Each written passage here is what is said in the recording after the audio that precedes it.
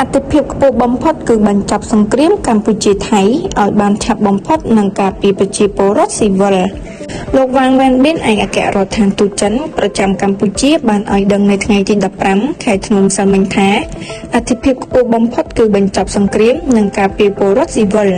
លោកនិយាយដោយក្តីសង្ឃឹមថាភាគីទាំងកម្ពុជាថៃនិងអន្តរជាតិបរមាចាត់គ្រប់វិធានការដើម្បីឈានទៅបទឈប់បាញ់ឲ្យបានកាន់តែឆាប់បំផុតដើម្បីកសាងសន្តិភាពនិងស្ថិរភាពនៅតាមព្រំដែននិងដើម្បីផលប្រយោជន៍ប្រជាជន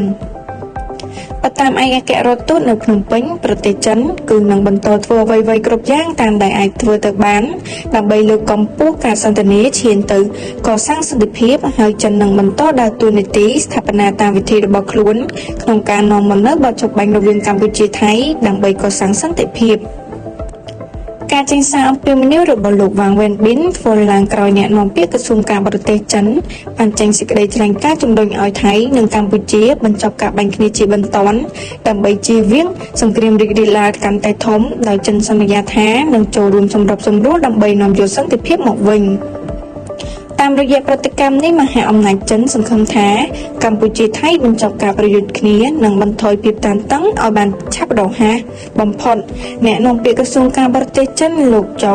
ចាក់គុនបាននិយាយថាចិននឹងបន្តដោយមើលលើឆន្ទៈរបស់ភាគីទាំងពីរក្នុងការធ្វើការឲ្យពីសមត្ថភាពដើម្បីជំរុញការចរចាដើម្បីសន្តិភាពនិងដើរតួនាទីស្ថាបនាតាមរបៀបរបស់យើងដើម្បីនាំមកនូវបទឈប់បាញ់និងការស្ដារសន្តិភាពរវាងប្រទេសទាំងពីរ